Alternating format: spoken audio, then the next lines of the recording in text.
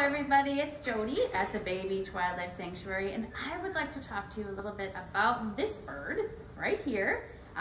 He is amazing, and I want everyone to take a minute and think about what kind of bird this is right here. So he is just a really cool bird. He is a turkey vulture. Yep. So this is Victor, and Victor is one of our animal ambassadors that lives here with us at the Wildlife Sanctuary, and he has been with us since 2009, and so he's 11 years old right now. Vultures, just so everybody knows, vultures are really interesting birds. They kind of get a bad reputation because some of their habits might seem a little gross to some of you or to some of us, but vultures, they have some ways that they have adapted to their lifestyle.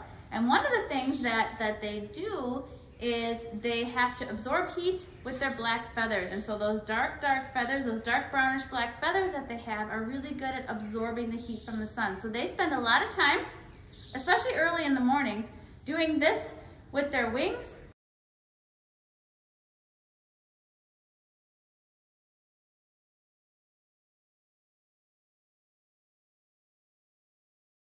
And then they'll turn right back to the sun. Yep, that's my hand, Victor. Turn back to the sun so that they can absorb as much heat as possible. They also do that if they get wet at all to dry their wings off.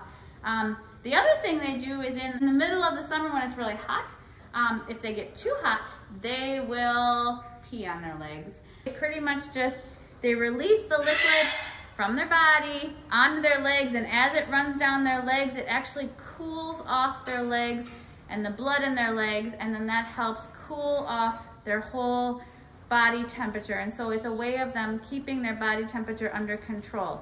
They don't sweat like we do, they pee on their legs. So that's what they do.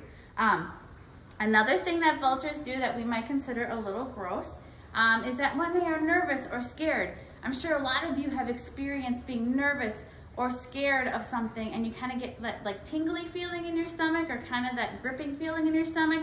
Well, not only do they probably get that, but then they regurgitate, they puke, they throw up, whatever it is that was in their stomach, and it smells absolutely disgusting, and it usually does a pretty good job of getting whatever, thanks Vic, whatever it was bothering them to leave them alone. And so that's one of their behaviors that they have that helps keep them safe. And what he was just doing right now, Victor was stretching. You saw him kind of put his foot out like that? He was just stretching. He's standing on this perch. He's very comfortable here right now. He's used to being on this perch. So Victor, as he looks around, he has a white beak. And so he has a hooked beak just like other birds of prey do. And if you look right down between the white part and his eyeballs there, I'm not going to touch you. He does not like to be touched, everyone, and I know that.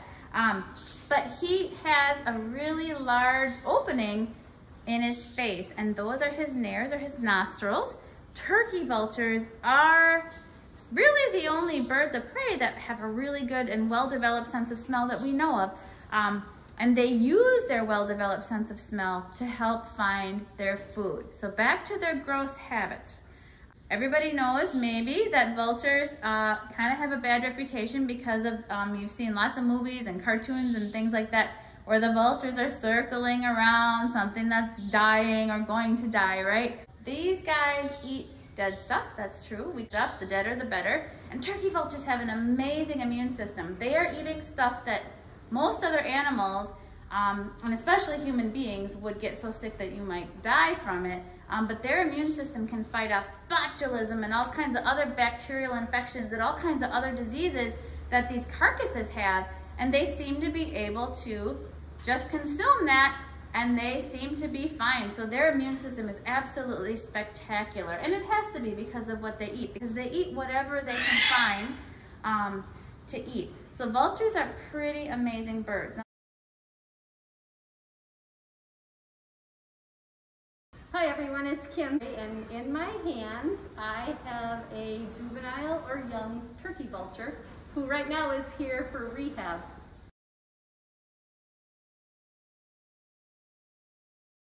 He came in just about a month ago with a left wing injury.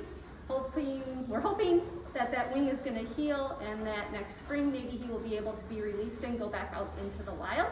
But we know that he is a juvenile or a young by looking at his head. Young turkey vultures have a gray head. They don't get that red head till they're about a year and a half old. He also is a little feisty, which is good. And you notice I'm holding him close to my body. He's not glove trained to be like one of our program ambassador birds, and he will not be hopefully trained to be a program bird, again, because we want to put him back out into the wild. So he is staying feisty, which is how we want him to stay. We don't handle him a lot or interact with him a lot, but we did want to share him with you today because it's kind of unique that you get to see a young turkey vulture up close. Now let's talk a little bit about Victor as an individual. He doesn't have his wing out right now, and I'm wondering if I walk behind him here, hi buddy, if he will maybe put it, oh, there we go, if he'll put his wing out for you.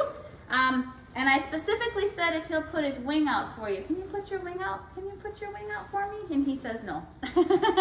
Balance is really tricky for him. And he has learned over the years that he's been with us that he can put his other, oh, I startled him again. Put his one wing out and he kind of crooks his body a little differently, and he utilizes his tail a little differently to maintain his balance. He's remarkably adaptable. So I think even though turkey vultures might have a bad reputation, I think he is one handsome bird. Victor is just amazing, and I think he's wonderful, and I really hope that all of you think he's wonderful too.